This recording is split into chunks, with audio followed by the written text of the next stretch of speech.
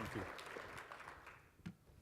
Okay, so let's try and get started so we can get on the break. I'm going to talk about something a bit different. I'm going to get much more down into the details of actually how you use the technology to solve problems in terms of alternative energy systems. And I'm going to talk about a technology that actually has a substantial impact in development in the Southeast. So if you look at computational chemistry in the US, the Southeast probably has the largest concentration of groups, and in fact the SEC probably has the largest concentration of groups of any set of universities in the US in terms of making a very large impact in computational chemistry.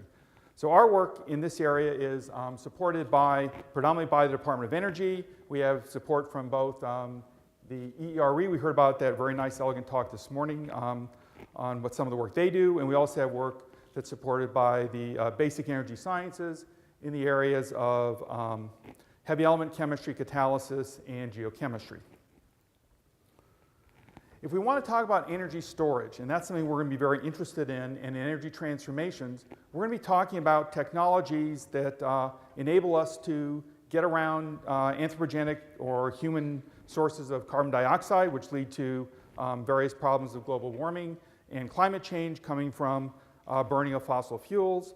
We also then have to think about what's the best way to store energy. And so if we were to look at the kinds of energies that we actually are interested in storing, then if this thing's going to go on, we're very interested in looking at different kinds of technologies. And so one of the technologies we want to do is we want to look at what kind of high energy density fuels are there. We've heard some about that in terms of things like gasoline, kerosene, and so forth. There you all are, right, up there, body fat. So basically, most of our storage in our body is basically just long chain alkanes, a little bit of oxygen out to make sure it's soluble at one end.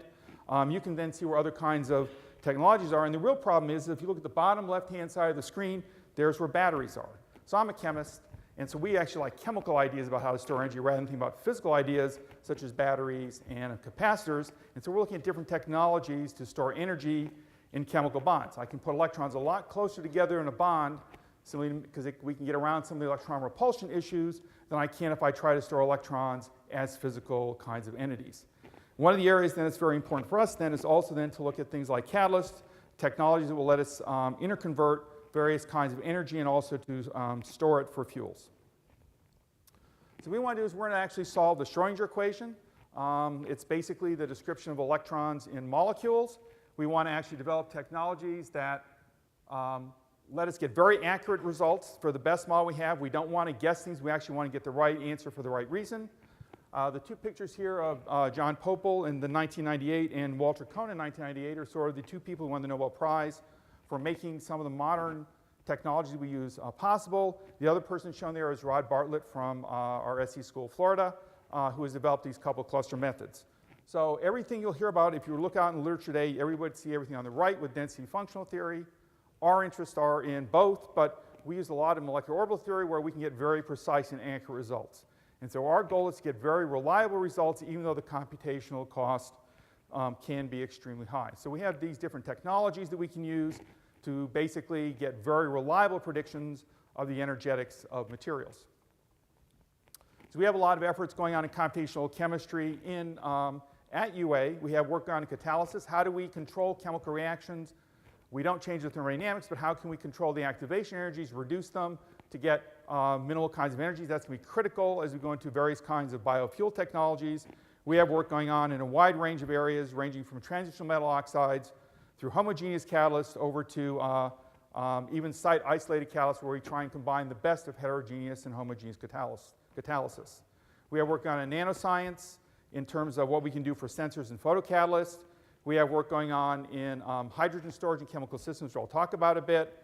We're also looking at some work in the advanced fuel cycle initiatives in terms of looking at what's going on in terms of very heavy element chemistry, things like thorium, and then going into uranium and plutonium.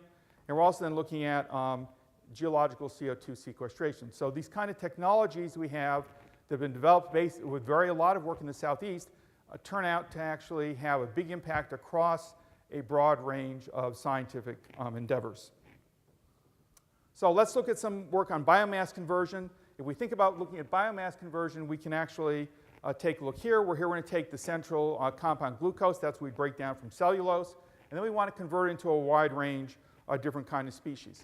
So everybody talks about biofuels. and that's a big deal. There's another part that's very important for biomass conversion, and that's actually producing chemical feedstocks, because that is something that we also tend to get from coal and petroleum, and if we want to have renewable resources for chemical feedstocks, we also have to look at biomass conversion for them. So I'm going to give lots of examples, or a number of examples, of how we can look at biomass conversion into chemical feedstocks, and some of these kinds of things are actually shown on the slides here. They also show, for one thing that's important, is the complexity of the chemistry that's going on. And one of the things you find in all these systems is there's lots of oxygen still left in your compound. Okay, so basically what is glucose? Okay, glucose is carbon-6 with 6 waters. It's another way to think about it. It's a hexahydrated carbon system. And if you do that, what you want to do to make it a fuel, or you want to make it into a chemical for a feedstock, you've got to get rid of all those oxygens. Well, what's the problem with glucose? It's already got oxygen on it, so it's really stable. I'm trying to make more unstable compounds from a stable compound, and that's what we have to understand how to do and what kind of energetics are going to be involved in that kind of technology. So what we've gone ahead and done then is to, for example here, this is working out all the thermochemistry. These values here are the energetics for these pathways in kilocalories per mole for a wide range of systems. These are accurate to within 1 or 2 kilocalories per mole, which is basically chemical accuracy. They're not only available now in terms of the gas phase processes, but also in terms of what goes on in aqueous solution as well as in the liquid state. And so this is the first set of reliable values that we have for all of these different kinds of processes. So let's look at one of these specific kinds of byproducts. And so here's chemistry that goes on from something from glycerin. And what we see here are all the different companies that are involved in taking this tripolyol and converting it into different kinds of chemistries. And you can take a look here, and again, not all of the, very little of the energetics for all these pathways are available in literature, and we were able actually to map them all out and provide good values for the energetics. This tells you where you want to put your work in terms of heat control, heat management in the system, as well as what kind of, as we're starting to do now, is what kind of chemical reactions and catalysts need to be involved to perform all of these different kinds of conversions. And the idea here is, can we actually use computational methods, computers, to minimize the very expensive experimental work that has to be done, experimental work that takes a very long time, are the things we can sort of toss out by eliminating certain kinds of processes that somebody might want to use. As another example, this is conversion of aspartic acid. So in this case here, this is something that Bayer is actually looking at, and these are some of the kind of intermediates that one can convert for that. I'm just trying to give you a flavor that you can do a lot of complex chemistry on the computer, do a lot of modeling before we sit down and really try to tackle some of the very difficult experimental problems that are present, which are going to be, how do I actually deal with the very complex reactions that are going on? So this would be an example then of what one would start with in converting, let's say, a protein or some kind of protein-based structures into, and how I would degrade them and look at them and converting them into various kinds of biomass conversion technologies. Another thing we've been doing is to look a lot at modeling these group 6b and group 4b. So group 6b are things like tungsten, chromium, molybdenum. Group 4b are things like titanium. And we're looking at trying to model the oxides of these compounds for a wide range of chemistries, including acid-base chemistries, redox chemistries. We've been looking at photocatalysis. Can we take nanoparticles of these kind of transition metals and actually do photocatalysis to try and convert, say, for example, using solar energy to convert water into hydrogen oxygen. If you want to convert water, if you want to do water splitting, it takes a lot of energy. Everybody always writes it as like H2 plus 1/2 O2 to give you water, which is fine in a stoichiometric molar sense, but if you think about a molecular level system, you actually have to worry about two water molecules getting split to produce 2 hydrogen molecules and 1 oxygen molecule. In order to do that, you need a huge amount of energy. You need basically 2 visible light photons of about 500 nanometers to do that, just to provide the energy you need for this very energy intensive process. We've looked at a lot of other examples, and these are just some of the examples that we've been studying. To give you an example of one of the things we would do, for example, would be work out the thermodynamics for some of these small nanoparticles. We develop technologies now where we get accurate versions of the monomers, and now we can then build them up into much more complex systems, and we've been building technologies that let us actually get what the right structure of these systems are so that we can actually understand the chemistry that will be going on in them. I'm only going to give you one example so we can get accurate thermochemistry, which again, none of these values or very few of these values are related. You can see the experimental errors are sometimes as much as 10 or 12 kilocalories per mole, which is a very, very large number compared to 1. And also you can see that these other methods such as density functional theory, which are things like B3-LIP and BP86 for those who are interested, which actually say you can't use this technology at all to get any kind of accurate chemical predictions. So we're trying to get technologies that let us make very reliable, accurate predictions. So here's the kind of complex system we have to look at. And you start to look what's going on here, and it turns out that the whole chemistry here, which we can compare to experimental temperature programmed absorption studies done at Pacific Northwest National Lab, relies on the ability to, turns out, to get the first part of the chemistry right. How does an alcohol bind to the metal oxide? So that's the Lewis acidity of the site. And then what happens is you sacrifice an alcohol by a proton transfer. You make an extremely strong acid, make a very strong Bronsted acid, and then the chemistry goes. The problem is to predict this thing, we actually have to go to very high levels of molecular orbital theory. So we're using computers that have hundreds of thousands of processors in order to make these kinds of predictions. And then we can use that as a way of trying to find cheaper methods to try and look at much, much larger systems. But the point here is that we've actually come up with looking at ethanol dehydration, dehydrogenation, and actually ether formation. We can explain all the experimental results, and we can actually now get an idea of what's really going on in terms of real working complex catalysts, where we can actually map experiment and theory together and explain all the chemistry that's going on, and we know what we have to do to tune to improve the catalytic behavior. We also then can develop various kinds of correlations. This is actually looking at water splitting chemistry, what kinds of reactions go on in splitting water on various kinds of catalysts, and so we can start to develop these linear correlations to try and get mechanisms down so we can then try to do much broader scans of the various kinds of parameter space that are available for understanding how we can split water on these kinds of structures. And what we've been able to show is that you can split water very readily on the structures. Again, the hydrogen oxygen off is more complicated, but you can do that on the excited state surfaces very readily without a large overpotential. So we're now mapping out sets of reactions that are being explored experimentally in terms of how do we control water splitting and what's the minimal amount of energy we have to put in order to split water after we put our 2 photons in to get over the endothermicity of the reaction. Let's talk about hydrogen fuel. We heard that hydrogen, we heard earlier that hydrogen has a bad density. Yes, it does, and we don't necessarily want to use pure hydrogen as a gas or as some kind of liquid for a fuel. But I will talk about another example of how one can use hydrogen as a fuel. One of the things that differs about using some of the new technologies is that today when we burn fuel in a car, we basically release the CO2 and water, which is what is producing energy. You're taking oxygen, an alkane, oxidize the alkane, undergo, if you want to think about redox equations, 4 electron transfers, basically make CO2 and water, and that goes right out the tailpipe into the atmosphere. And hopefully you've cleaned up everything else, like your NOx and SOx and everything else that comes out bad out of your fuel that you never cleaned up in the first place is taken care of by your catalytic converter. We're putting all the CO2 and water into the atmosphere. What has to happen in the next generation of technologies? We're going to capture all those byproducts. Okay? So if you could think about it, one technology one could do, if you could do it efficiently, which you can't because CO2 is a gas and it's difficult to do, we capture all the CO2 that comes out of your car's exhaust. So that's what we're going to do if we do geological sequestration of CO2, or if you want to dump in the ocean, wherever you think people have thought about different technologies.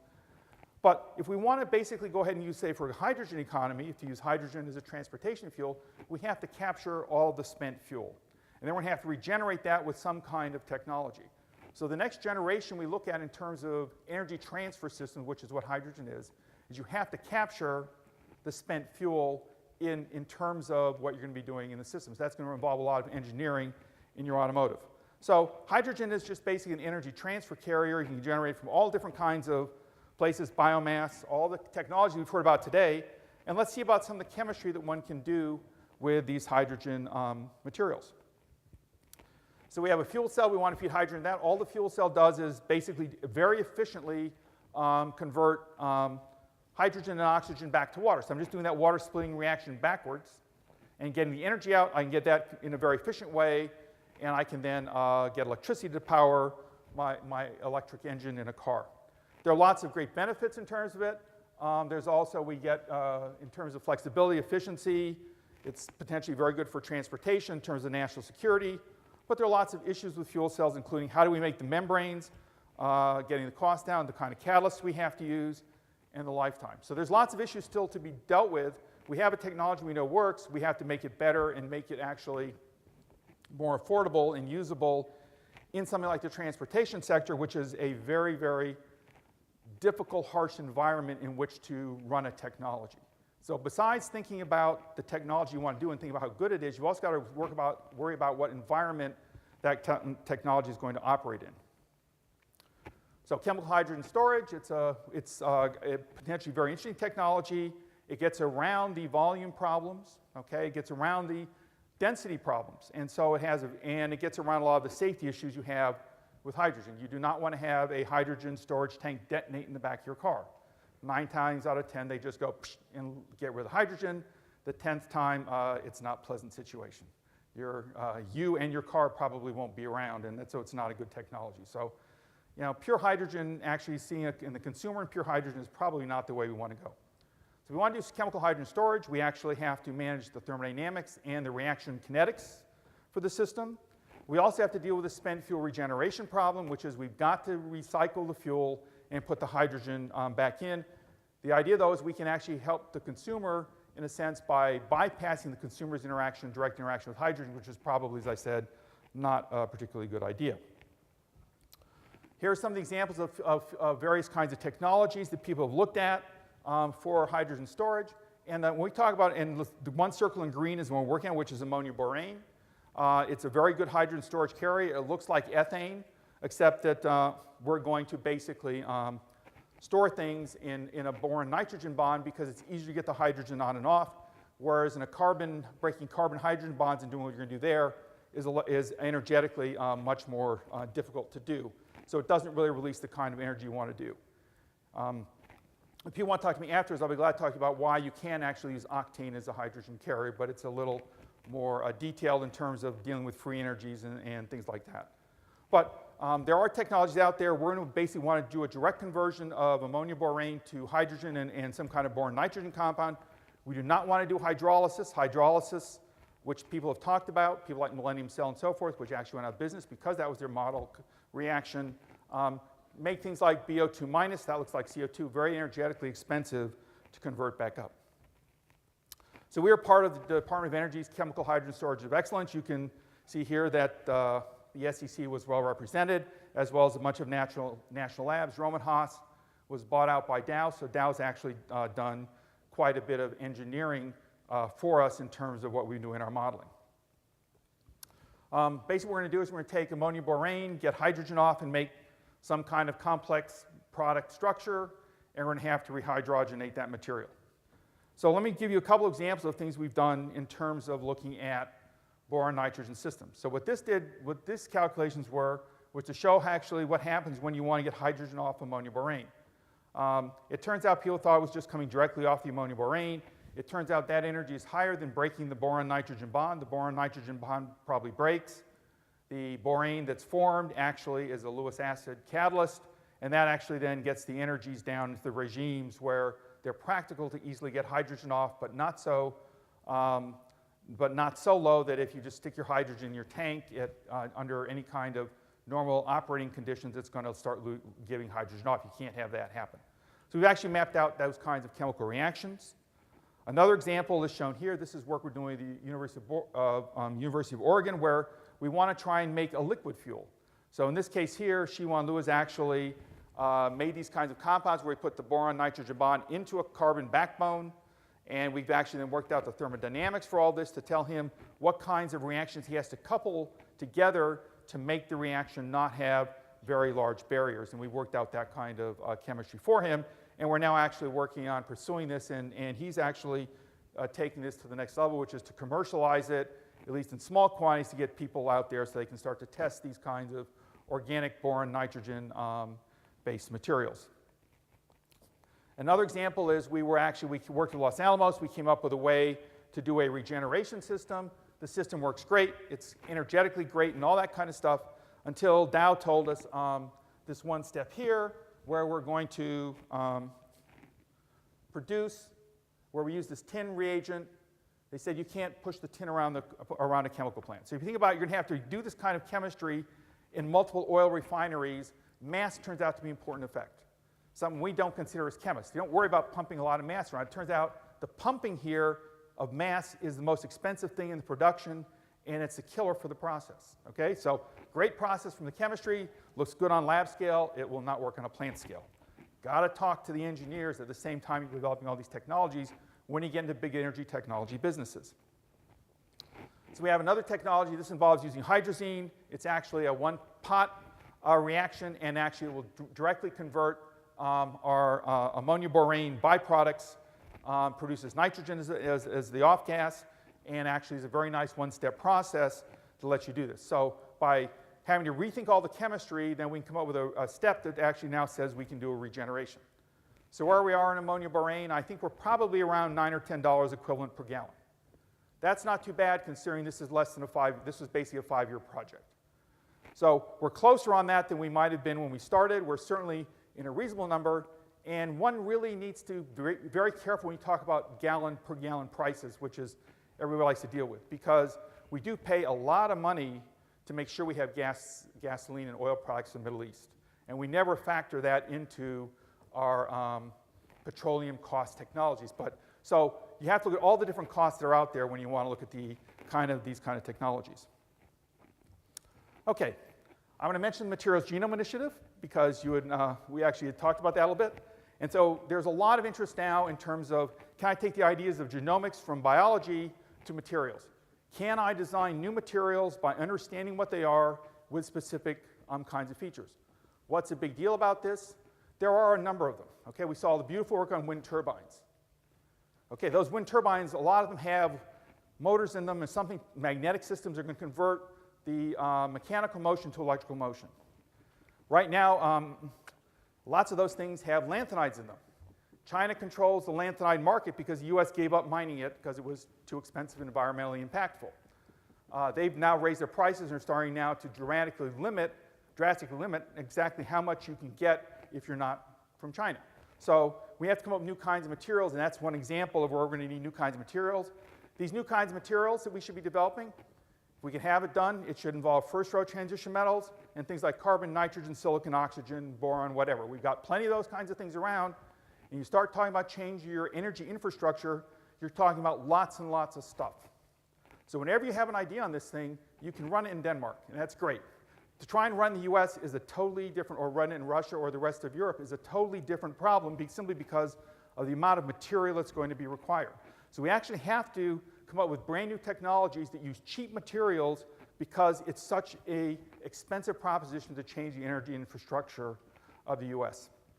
And so one of our goals in this is to start looking at various kinds of new ideas about predicting how I can actually make materials. Can I come up with new ideas about how to synthesize new materials, not atom by atom or just a layer and layer of atoms, but can I think about ways of putting materials together using solution chemistry and other chemistry that let us do that?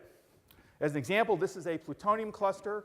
Plutonium clusters are a big deal because they're going to clog your waste transfer lines. They can also have an impact in terms of how plutonium is spread in the environment, plus it can cause problems in separation systems. And how does something like a Pu-38, O54, 8 waters, 40 plus charge, all the anions, everything else around it, how does that form from Pu4+, one Pu4+, and a bunch of them getting together? That's very, very complex chemistry that we'd like to try and understand. And I'll skip this thing. So there's a whole bunch of reasons why you want to understand this in terms of technologies. Just to let you know, we're starting now to do this. So this is some thorium chemistry. We can actually now start to capture intermediates, experimentally capture intermediates in these kinds of reactions by using the correct anions, temperature, and pH in the system to capture how these things are actually growing.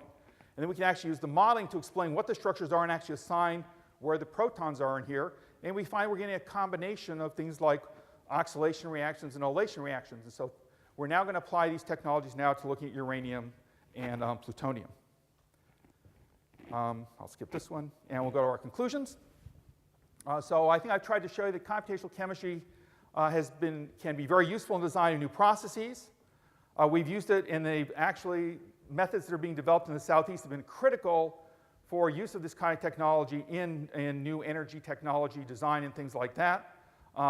We've done a lot of work on biomass conversion. We've done a lot of work on catalysis conversion. We've done a lot of work on hydrogen storage materials And also we're starting now to look at some kinds of nuclear fuels. I want to give thanks to the people in my group. Monica Vasiliou is a grad student, now is a postdoc in my group. The folks in italics, Andrew, Kurt, Jamie, Matt, and Courtney, are all undergraduates who worked in these projects. They almost all have publications from this kind of effort. So this is a great way to get undergraduate students involved. Then Shen Gong is a postdoc who's returned to an institute in China. Zhang Tong is a current graduate student. Myrna has gone back to Mexico. And then if you want to find out more about the hydrogen technologies, go hit up Ted Garner. He'll be at the Alabama booth tonight from 6:30 to 7:30 and can talk to you about some of that. And plus, I'd like to just acknowledge our collaborations with folks at Washington State, Oregon, and Los Alamos. And I will end the talk here and leave you with what I do on Saturday nights in the fall. This is the SEC after all. And then also please come visit us. Shelby Hall here is our chemistry complex, and it's now growing up to our 4th building, 2 of which will be spectacularly new engineering facilities. So please come and visit Alabama and talk about alternative energy. I'd also like to thank the SEC organizers for inviting me and you for your attention. Thank you.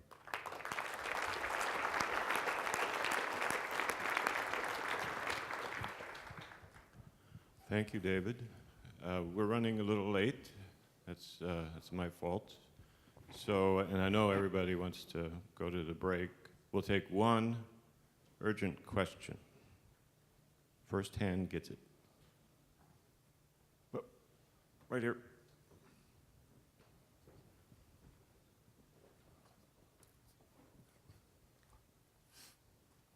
Thank you very much. Jerry Spivey from Louisiana State University. I wonder what your feelings are about onboard reforming of liquid fuels to produce hydrogen. That seems to be a way of overcoming some of the density problems with the other methods that you mentioned.